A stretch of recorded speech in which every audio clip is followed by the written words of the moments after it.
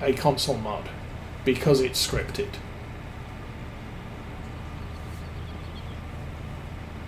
And I was watching, who was it?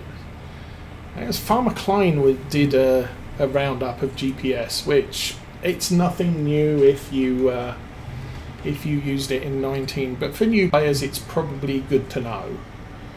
And to be frank, GPS is quite complicated, and he probably, left a lot of newbie players thinking, what is this all about? It looks good, but how do I make it work? And okay, you take care, long hauler. And so, yeah, but it was interesting to see. I think the piece of equipment he was using it on was a case harvester, and it was incorrectly identifying the working width of the corn header he was using as the test. Or it might have been a regular draper. It was supposed to be 8.5 meters, and GPS was identifying it as 12.5. So there's usually there's something. I think the width is stored in two separate places, and GPS looks in one place. And sometimes modders don't populate that, or it's populated inaccurately. So I wouldn't say it's buggy, because I have found the same to be true in 19, and it is certain mods. So we have GPS on this. So if I do, it's no.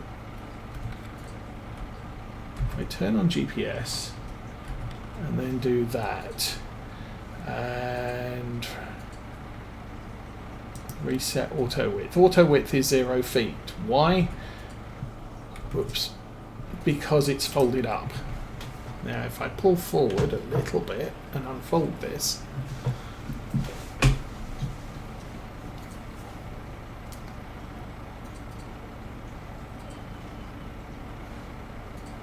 and get it stuck in the hedge or not. Okay.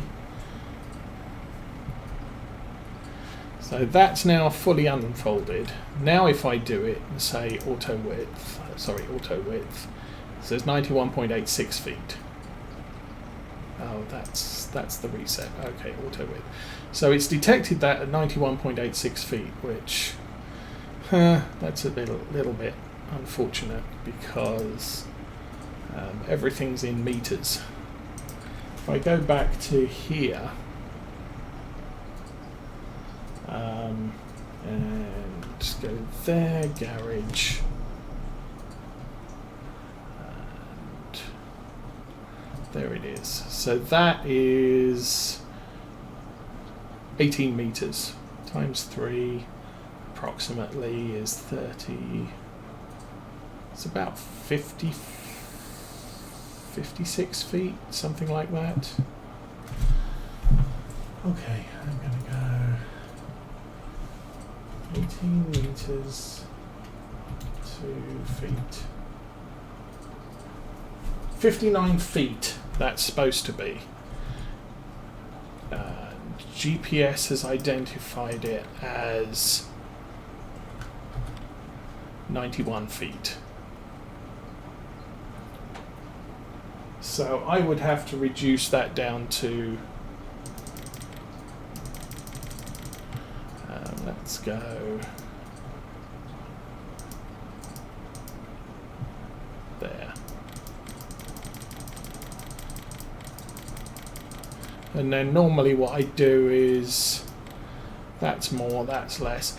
There's a little bit of an overlap now of half a foot, maybe, just under half a foot. Now I could reduce that a bit more and do it again. And again, there we go. So now I've got that down to 58.04 feet. That's 1 foot overlaps every time I went up and down the field. So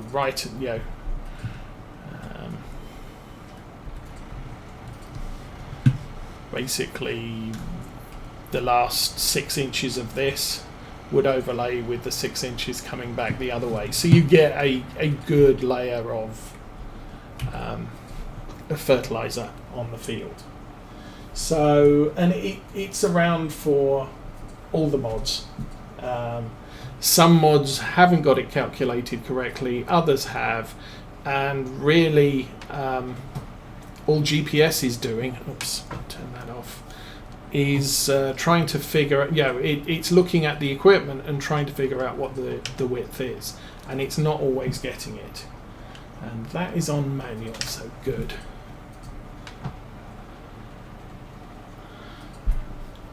Now obviously with precision farming I don't necessarily have to worry quite so much about GPS, because precision farming will auto modulate the nozzles to apply the best amount of fertilizer. I don't think it works on contract fields. I think it's just a flat rate all over.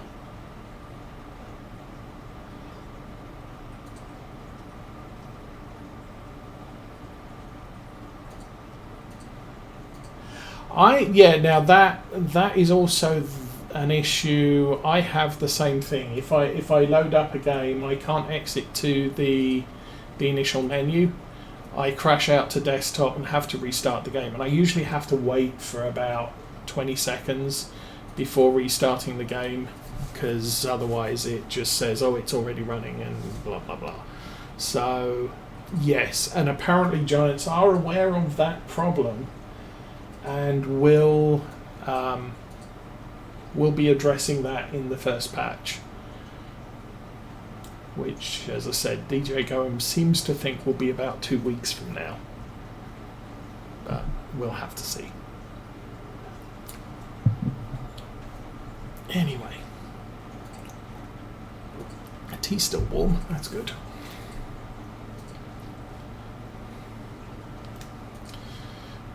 So these types of things, I normally head straight across the field and then run round the edge.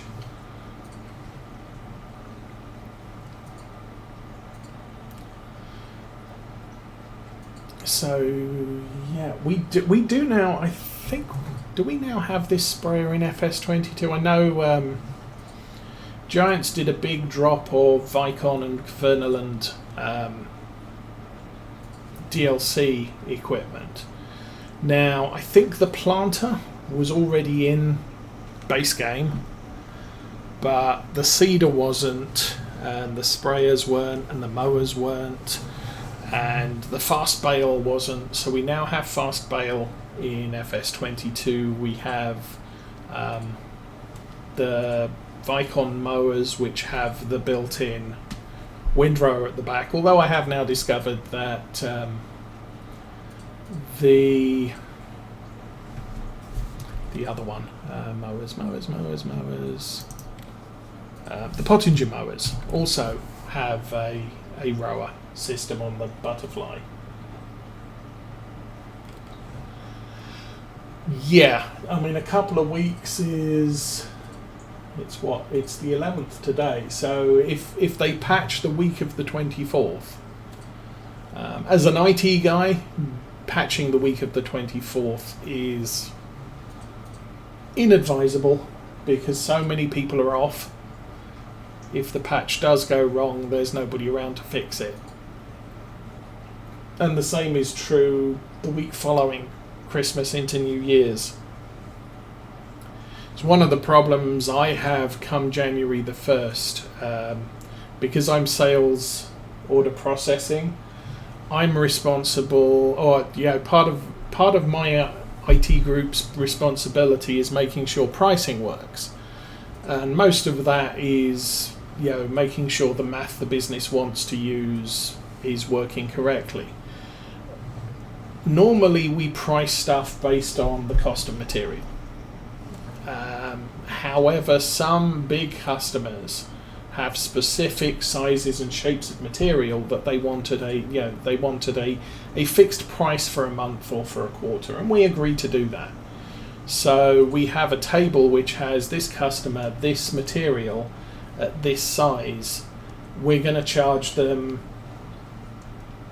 the same price for the entire month. So regardless of whether the price goes, or the cost of material goes up or down for us, the price to the customer is a known quantity for the week or for the month.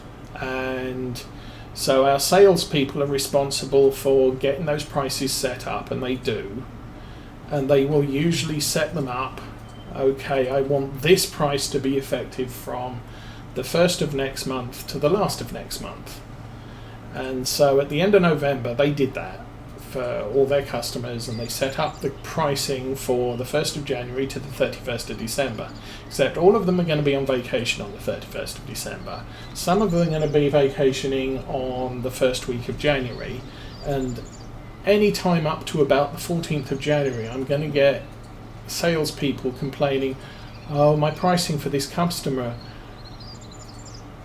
unaccountably expired. And it's sort of, yeah, because you set it to expire on the 31st of December and you weren't here on that day.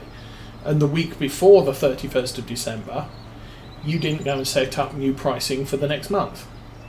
Now, some people do, but a lot of people forget. And yeah, we end up with so many tickets to recover this lost pricing because they forgot that Christmas comes on the 25th of December and that New Year comes on the 1st of January. I mean, it's a complete surprise to me sometimes that, oh, wow, 25th of December's Christmas Day again. Who knew? It's not like it happens every year on the same day. But yeah, it is what it is. Now, when they send me a spreadsheet to upload and say, oh, we want this here to expire on the 31st of December, I'll run it through to the 15th of January because I know they're not going to get me January's pricing the week before the 1st of January. And they're also taking a risk that I'm not, you know, I'm taking a vacation this Christmas or something like that. I generally don't take vacations over Christmas, and I don't have any vacation days left because of Mrs. Osa's medical issues this year. I'm taking a lot of time, unpaid time, for medical reasons. But yeah.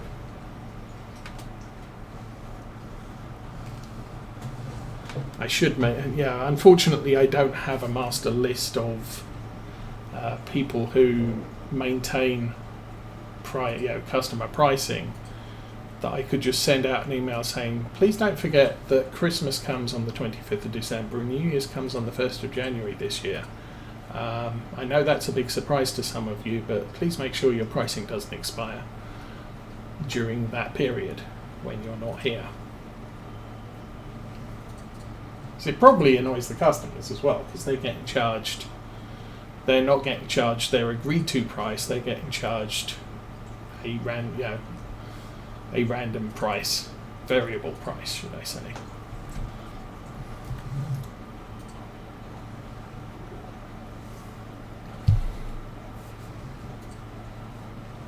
And the quarterly accounts, we usually get the quarterly accounts expiring because people forget.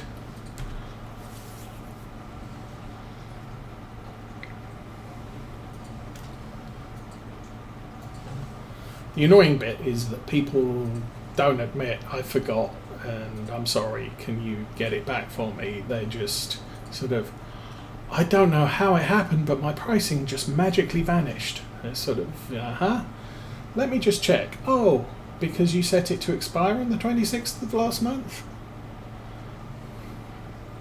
And now it's the 15th of the next month and you wonder where it went. Very observant of you.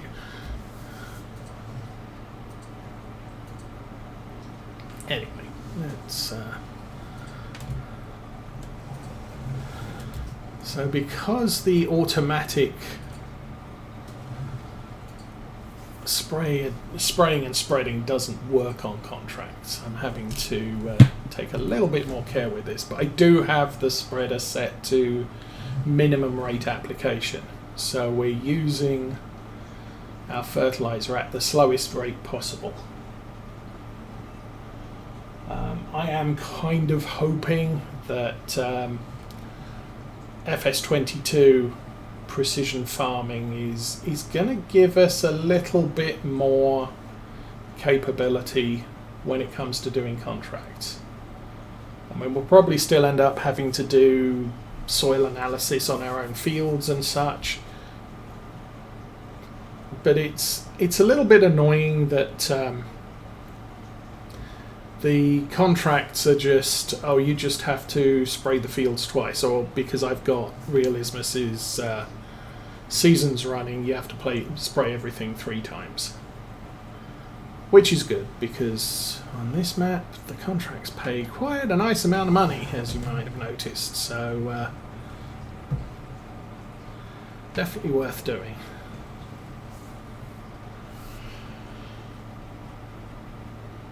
But being able to, having precision farming active, it leaves me at a problem when I want to buy a new field. I take the field in the state it's in, and that may not be ideal because I did 3 fertilizer contracts and completely over nitrogenated the problem, because the field, and it's noting the current pH and nitrogen levels of every field that's going on. So when you fertilize a field, it is nitrogenated.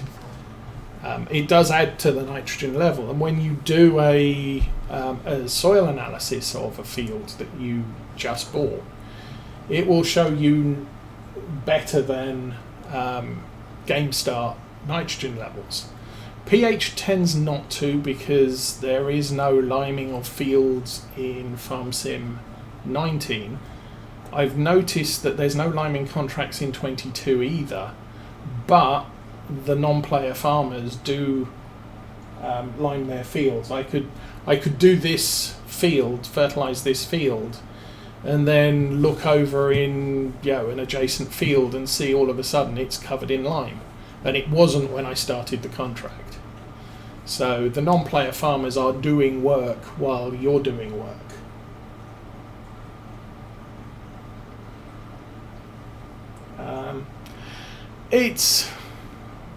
I don't know. I think it's part of the culture these days. But, anyway. Yeah, Mrs. Oates is getting stronger. She was in hospital for 2 weeks after surgery, and it's almost to the point where it only needs one other person to help her get up out of a low seat. It has taken both me and our daughter to pick her up off the couch. The couch might be a little bit too low for me to be able to cope with right now, but we're certainly getting close to the point where it's only going to need one of us. It depends. No pass.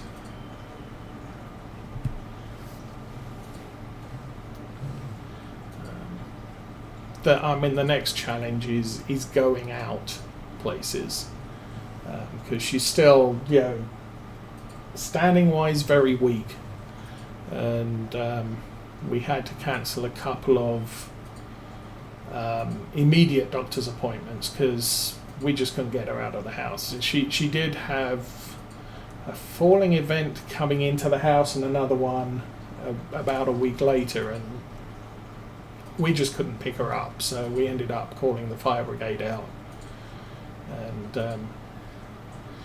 they helped get her to her feet, and were very nice about it.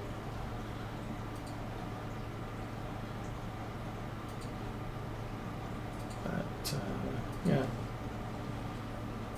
it's not the first time either of us have been in hospital, and typically you spend 2 weeks in bed with nurses telling you can't go anywhere or do anything, and you need to stand up for 10 minutes and a day, and you lose all the strength in your legs and your arms, and that's the biggest challenge of the recovery, is and frustration. Yeah, I just don't have the strength in my legs to go from sitting to standing. Once I'm standing and I have a walker, I can stand up, but the whole standing up thing is just a challenge. Okay, let's do this. Check the contract. We're only 58% and we're empty. Wow. Come on, hold up. Yeah, I guess we are. Now, FarmSim 22, I've actually started using these style of sprayers. Not something I've generally used in the past. I tend to find things like that frustrating because they're fairly short. They've got a huge working width, so the booms stick out a long way. And so getting them manoeuvred in fields, especially like this, where you've got hedges right up to the edge, you've got tree lines along some of the fields, and it's just trying to not get them wrapped around a tree can be frustrating. So having a sprayer sat on the back of your tractor, you've got 100% control of where the arms are. I tend to prefer this setup. However, those trail sprayers hold a lot of stuff, so you know, I can fill them up to 4,000-6,000 litres, and you could go out and do the entire, you know, 3-4 fertilizing contracts in one go. This one, we'll just drive over this guy. This one, I mean, as we saw, that field, we weren't full, but, you know, we got halfway round. So, not the greatest.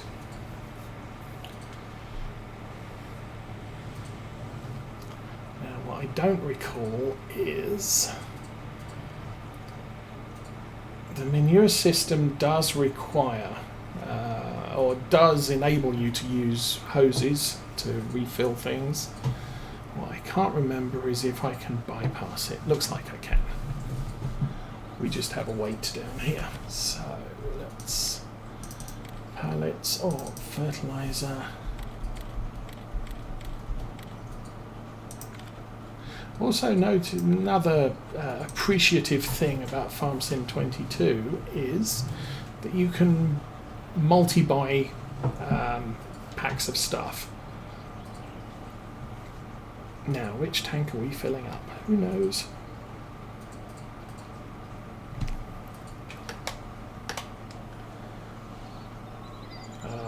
What happened? I pressed the wrong button. There we go.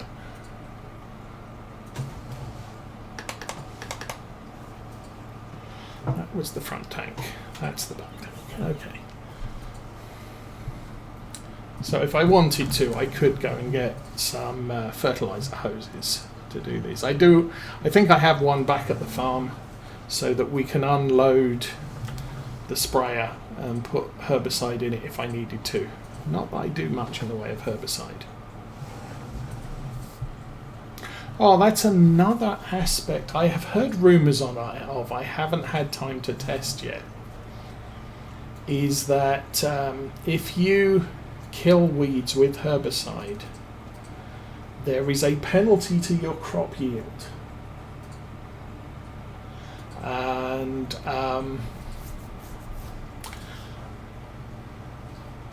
I heard one YouTuber suggest that it's because herbicide only kills or leaves dregs of weeds on the field, so your effective weed coverage is 50%. So you get a 50% penalty for herbiciding weeds, so it is potentially affecting the yield of your crop. You've got rid of the weeds will not regrow, but your crop will take a hit from using herbicide. However, if you use weeders on the first stage of weed growth, there's now 3 stages of weed growth, that will pull out the weeds and you will not see a yield deficit. Now, unfortunately, I haven't had any time to test that. So I don't know if that's actually how it works. How's fuel consumption versus the repair? That I would say, it's difficult to say. Fuel consumption you can actually modify on Farm Sim 22. There are sort of realistic fuel use mods available. That's where we got up to. I don't run one. I did run one on 17, but because I can not go there, I can go here and colorblind field info radio. It's not that one. Is it that one? Fuel usage, default, low. And that's typically the two settings. I don't know if you're talking about equipment age, whether older equipment uses more fuel. I haven't tested that. I could actually load up. I think I've still got that game save where I did the wear of new vehicles versus old vehicles. I could go and have a look and see how much fuel each of them has. But I think fuel consumption is fairly consistent and probably increases as you put load on the tractor. That's the other thing. What am I using? I'm using the vehicle control add-on. And so the blue ring that's around the speed on the bottom right hand side, that's actually the power draw of the engine. So it's a rev indicator rather than a speed indicator. Base game 19, that's a speed indicator, always is, but with the vehicle control add-on, I think it's VCA, that actually becomes a rev counter with your speed in the middle. So it still shows you how fast you're going and what cruise control is set to.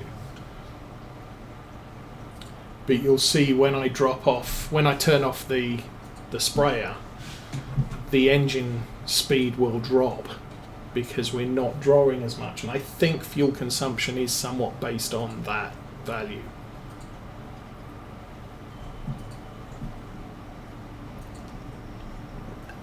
But again, it's something that you can modify because there are realistic fuel usage mods. In 17, the mod I used not only affected the fuel consumption, but it also affected the weight of equipment when you were going up a hill. So running 2 full fertilizer tanks here